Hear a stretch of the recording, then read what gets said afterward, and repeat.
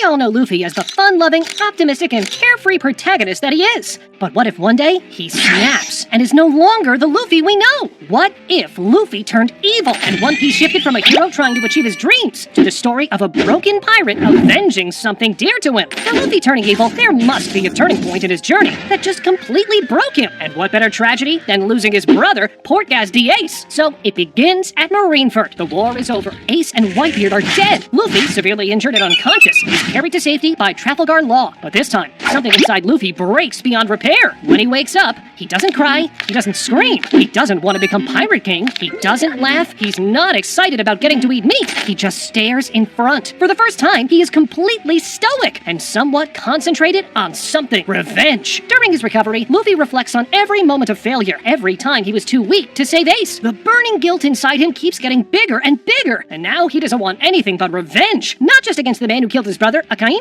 but against the world government, and even beyond that, the entire world. This, after all, is one of the classic tropes in anime. Most elite villains we see are not bad from birth. They are just broken beyond repair due to a traumatic or a series of traumatic events that occurred in their lives. Similar to Luffy, this was the trigger. Ace's death turned Luffy from this funny and goofy character into an apathetic, cold, blood-seeking maniac seeking to hurt as many people as possible. He begins to question everything. Why do pirates like Ace have to die while monsters like the Celestial Dragons live comfortably in Marineford? Why did Garp, his own grandfather, let it happen? Why are the people at the top always untouched? Why did his childhood hero Shanks arrive in the battlefield only moments after Ace was killed? Why couldn't he appear a few moments earlier? He was strong enough to save Ace from getting killed. In this scenario, Luffy doesn't train with Rayleigh for 2 years to become stronger so he can protect his friends. He vanishes. He goes dark. Kinda like how Sasuke and Naruto went dark and came back insanely stronger. Yeah, Sasuke did train with Orochimaru in the Naruto series, but that's not the point here. Here, Luffy just goes insane. He does nothing other than train and think of what he can do to take revenge, who to hurt, and how to get to them. And not only that, in this scenario, Luffy is willing to take shortcuts as well. Remember the performance-enhancing drugs Hody Jones was taking? Yeah, Luffy starts abusing similar drugs as well. And even though these will definitely shorten his lifespan, they do indeed make him exceptionally stronger. The Straw Hats, on the other hand, are scattered as usual. But this time, Luffy doesn't reunite with them. He cuts ties. He leaves them behind. He knows they wouldn't follow him down the path he's about to take. And quite frankly, he kinda stopped caring about them as well. That's how insane he's become. Rumors start to spread about a lone pirate ship tearing through marine bases, destroying islands, and killing anyone who is a part of the world government or the Marines. Throughout all this chaos, only a figure in a straw hat was seen walking through the smoke. You thought Luffy's bounty was high now?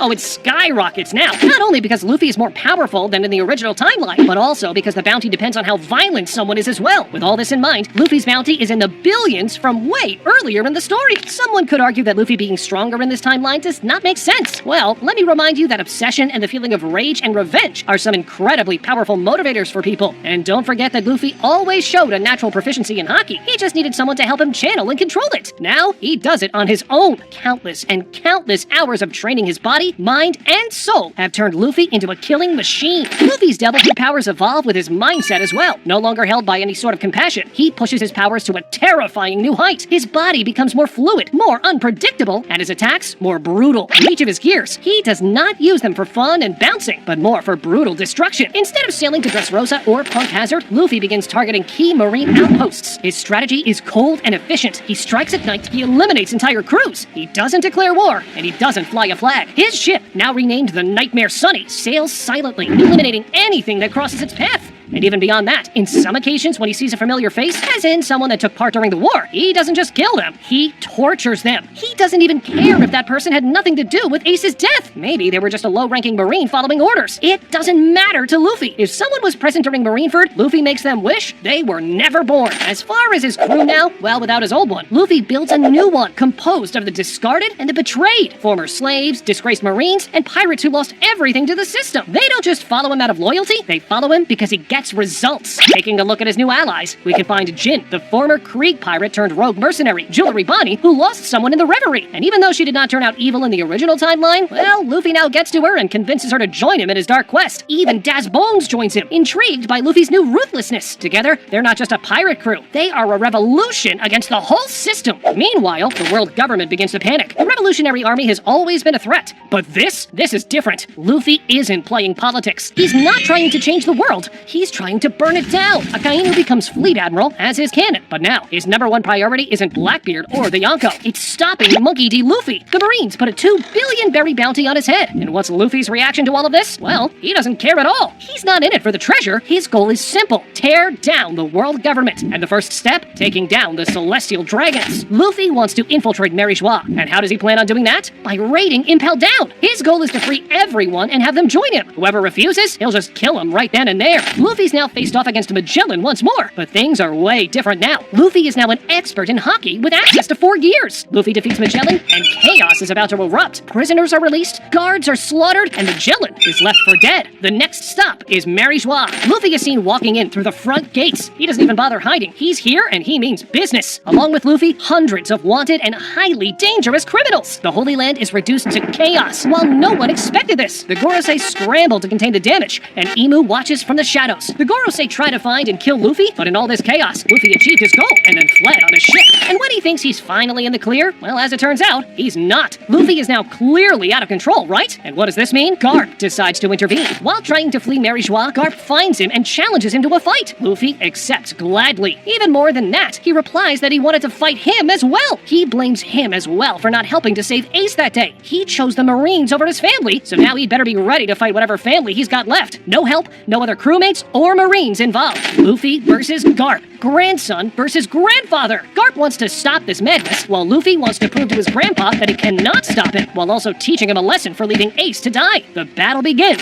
and it is fierce. Think of the Garp versus Aokiji fight, but better. Keep in mind, Luffy still does not have access to 5th gear, but generally given the harsh training he endured, and the drugs he's been taking, he's now around the level he was when he fought Kaido in the original story, right before the 5th gear awakening. But is all that enough to defeat Garp? Possibly, but even if it's not, the outcome is the same. Even if Garp is stronger, he does not have the heart to kill Luffy. Luffy manages to come out on top, but before he lands the finishing blow, which, by the way, we're not even sure if he would have the heart to do such a thing, another crew appears, the Red Hair Pirates. Shanks tells Luffy that he made a mistake that day giving him the Straw Hat, and that he disappointed him, and it's his duty to put a stop to this madness. Luffy is now faced against the Red Hair Pirates. However, he knows he cannot do this right now. He just barely escaped from the world government, and then straight on fought against Garp. Even with drugs, he's still exhausted. He engages in a short battle with Shanks, but the first chance he gets, he escapes. You see, the Marines are still on Luffy's tail, and after all this commotion, they finally catch up to him. This creates the perfect distraction for Luffy to escape, as Shanks is also a target of the world government if they think he was somehow involved in the Mary Joie incident that Luffy had caused. Thus, Luffy manages to escape, but not before telling Shanks something disturbing. We'll meet again. Don't worry, I'm saving you for last. You could have saved Ace if you arrived earlier, but you didn't. What was more important than saving the son of your captain? Once I give everyone what they deserve, I'll be coming for you, and then we'll finish what we started. Once I kill you, I'll give you your damn Straw Hat back as well. Shanks listens, shocked at how lost Luffy has become. Deep down, he feels guilty, but most of all, he cannot believe how much Luffy has changed. He nods and tells Luffy that he will be waiting for him. Back on the Grand Line, pirate crews began disbanding preemptively. No one wanted to be caught in Luffy's path. Marine rookies refused assignments to bases near his last known location, and his name became more myth than man. A ghost story told to terrify young recruits and silence rebellious pirates. The people, though, were divided. Some still remember the smiling boy who fought for friends, toppled tyrants, and laughed in the face of death. But others, especially those saved by his chaotic crusade, hailed him as a necessary evil. To former slaves and opposed kingdoms, he wasn't a villain. He was justice incarnate. Brutal, absolute, unapologetic. A dark messiah. Even the Revolutionary Army felt it. Dragon, Luffy's father, now watched from the shadows, conflicted. He had always believed change would come through pressure, through resistance. But his son had chosen another route, annihilation. Some in the army wanted to follow Luffy's lead. Others feared he was making the world worse. Dragon never said a word. Not in public, not in private. He simply watched. But Luffy's absence is probably mostly felt on the countries he did not visit because of his dark path. If you recall, post-time skip, Luffy had freed, first of all, Fishman Island. Without Luffy around, the tensions between fishmen and humans grew even worse. Eventually, Hody Jones succeeds in taking control of Fishman Island and starts an offensive on the humans. Not only Luffy causes havoc with his actions, but his lack of actions cause further disturbance in the world. Every fishman naturally sides with their race, while humans side with theirs. It's a brutal war that leads to thousands of casualties. Humans are more, but fishmen are stronger, and they also have the advantage of water, aka the weakness of all devil fruit users sailing in the sea. Navigating in the sea has never been more dangerous, as just being a human means you might get attacked out of nowhere from fishmen. In Dressrosa, Doflamingo keeps doing his usual business, and well, there's no one there to stop him. Or rather, there is someone, Law. But without Luffy's help, Law's plans fail, and thus not only is Dressrosa not free, Law is taken as hostage from Doflamingo and tortured for years until he submits and agrees to perform the ageless surgery on Doflamingo. At least that's what Doflamingo hopes. But Law's extreme hatred towards Doflamingo means that he does not break, and he doesn't accept doing that. Law remains a captive of Doflamingo for years and years to come, until someone, hopefully, defeats Doflamingo and sets him free. Now, when it comes to Egghead, without Luffy's help, all the Vegapunks are eliminated by the world government, with the sole exception of the traitor York, which it may not seem like a huge deal now, but I'm pretty sure in the future the remaining Vegapunk clones would play an important role in the canon story, something that, well, they obviously won't be able to do now. Not only that, but in Elbaf, the Holy Knights easily manage to achieve their goals, abduct the children they want, kill Loki, and burn the entire country. Thousands of years of history are burned, similar to what happened in Ohara. All of that, again, because of Luffy's absence. When it comes to his crewmates now, Nami built a new life on a remote island, trying to forget the screams from Marineford. Chopper returned to Drum Island, helping civilians survive the fallout of broken governments. Frankie and Usopp turned their talents to building shelters for those displaced by the war Luffy ignited. Brooke played somber songs in ghost towns. Robin thought of joining the Revolutionary Army, but instead stuck together with Nami. She didn't have the heart to join another group, only to be heartbroken all over again. Jinbei sailed alone, searching for purpose in a world that no longer made sense. And then we have Zoro and Sanji. Despite their differences, they teamed up here. They are the only two left that decide that no matter what, they will find Luffy and bring some sense into it. The rest of the crew wanted to help, but the two of them objected. It would be way too dangerous for them, and someone could get killed. The two of them decided to do this alone. They were all fragments now. Not of a crew, but of a memory. Each of them, in their own way, knew the truth. Luffy wasn't coming back. Not the one they followed. That version of him had died long ago, buried in the snow of Marineford beside Ace. But Zoro and Sanji felt responsible. As the two hands of Luffy, they needed to face off against him. Either stop him or die in the process. It was their duty. As the years pass, the world continues to change. Big Mom falls, along with Kaido, all by Luffy's hands. They are merely obstacles, crushed if they stand in his way. And how is Luffy strong enough to defeat them, even without any alliances like it happened in the original timeline? Well, the question here is, could Luffy awaken fifth gear under these conditions? I mean, he's truly free to the point where he could awaken his devil fruit. In a sense, yeah, he is free. He doesn't follow any rules, he does whatever he wants, even if now his desires are twisted and immoral. The only thing weird here is that the Sun God is supposed to fight with a smile on his face, but Luffy's no longer happy, right? Oh, you better believe that Luffy does still smile while fighting, but that smile's not from joy. It's a twisted, sadistic one that kind of fulfills the conditions for his devil fruit awakening. Luffy awakens his devil fruit and crushes anyone in his way. He eventually reaches Left Tail alone, but the only obstacle now? Shanks. The rematch is about to be legendary, but also heartbreaking, as one of them has to die. Out of everyone who gave up on Luffy, 3 people still held out hope, and Shanks was one of them. To the world, Shanks was a Yonko, but to Luffy, he was the beginning. The man who sacrificed his arm for the future of Luffy now watched that same future burn the world down. For a long time, Shanks remained in the shadows, quietly observing, believing that the boy he once inspired would return as a great pirate. But as the stories began to spread about, it became clear this was no phase. This was who Luffy had become. And so, Shanks waited. He knew where he would find Luffy, right before Laugh Tale. He did not want to challenge a warlord, but to confront him. The wind carried ash instead of salt, and the sky was gray. Shanks stood before him, not as an enemy, but as a man mourning the death of a dream. There was no recognition in Luffy's eyes, no spark of joy, no flicker of old bonds, just the cold stare of someone who had buried his past, along with his heart. They clashed, not as upcoming Pirate King and Yonko, but as two eras colliding, one built on hope, and the other on ruin. The battle was neither flashy nor drawn out. It was quiet and devastating. Their hockey ruptured the air, but what broke more was the silence between them. Every strike was a conversation never had. Every blow, a memory turned to dust. Shanks fought not to win, but to remind Luffy of who he once was. But it wasn't enough. In the end, Shanks fell, his blade cracked, his body beaten. But more than that, his belief was shattered. Luffy stood over him, not with hatred, but with apathy. Bleeding and beaten, Shanks looked up at the monster that Luffy had become. If this is what the world has made you, Shanks whispered through bloodied lips, then I'm sorry, I truly am. Luffy turned and walked away, leaving the hat that once meant everything buried under the rubble. The same hat Shanks had given him so long ago had now been discarded like a symbol that no longer held meaning. Luffy, now beaten up beyond recognition, on the verge of collapsing as well, walks towards the One Piece, and he finally gets his hands on it. The red-haired pirates disappeared after that. No revenge, no retaliation, just silence. Because even legends can grieve, and with it, any hope of saving him had gone. But while Shanks' fall sealed Luffy's descent, it also rippled across the world. For the first time, the seas felt smaller. The red-haired pirates were one of the few remaining balances in a world filled with chaos. And now, their silence spoke louder than any declaration of war. But instead of joy, Luffy now laughs bitterly. Gold Roger's dream? A peaceful world? They're a joke now. Luffy takes the treasure, but he doesn't announce it. With the knowledge he gains from Laugh Tale, he sets his sights on the final throne, the one in the Room of Flowers, Marineford. But before Luffy arrives, he does meet with someone else, Sabo. The world had changed. Fire still burned in cities Luffy left behind. His name no longer inspired joy or rebellion. It inspired fear. And yet Sabo, chief of staff of the Revolutionary Army, and Luffy's sworn brother, refused to believe that his little brother was truly gone. Sabo had heard the stories. The massacre at Marineford, the desecration of marine bases, the rumor that even Garp had fallen to him. Still, in his heart, Sabo held onto one thing. Luffy wouldn't do this. Not truly. Not if he still remembered who he was. This encounter is the first one that truly makes Luffy hesitate. After all, he started all this because of the death of his brother. And now that the second brother, the one he thought was long dead by now, is in front of him, things start becoming even more twisted in his mind. But now Luffy is way too far gone. There's no way back now. Sabo and Luffy meet on a remote island. Luffy had stopped there temporarily alone to patch his wounds from the latest clash. No crew, no blood, just silence. And Sabo arrives alone. No army, no backup, just his pipe, his flame, and a desperate heart. Sabo realizes he can't talk Luffy down. Not like this, but he can't give up either. He ignites his hand, and the battle officially begins. Not flashy, not exaggerated, just raw emotion. Sabo fights with desperation, his fire flaring with memories of their childhood. But Luffy fights with surgical precision. No joy, no banter, no holding back. Their hockey clashes send shockwaves into the sea. The ground splits, trees vaporize. Luffy's punches aren't playful anymore. They're designed to kill, or at least that's what Luffy thought. Once Luffy defeats Sabo and is about to deliver the final blow, he hesitates. For the first time, Sabo is the only one that Luffy does not dare kill. Tears start running down his cheeks. He warns Sabo, "You lost to me. I will spare your life, but never show your face in front of me again." Sabo is left defeated, but alive, and Luffy returns to his crew to continue his journey with no return. For the first time ever, his mind has serious doubts whether what he does is the right thing or not. But as we said, there's no going back anymore. The final war begins. Not just pirates versus marines, but a global uprising was fueled by Luffy's actions. The Revolutionary Army joins out of necessity. Luffy versus Akainu is no longer just a battle. It's personal. And this time, Luffy wins. Not with honor, but with fury. Akainu's death is brutal, echoing Ace's fate, but reversed. At the climax, Luffy reaches the empty throne. Imu appears, a figure even he didn't expect. The final enemy, a being who had ruled through shadows, shaping history like a puppeteer pulling unseen strings. The fight is colossal. Echoes of gods clashing, time itself trembling with every blow.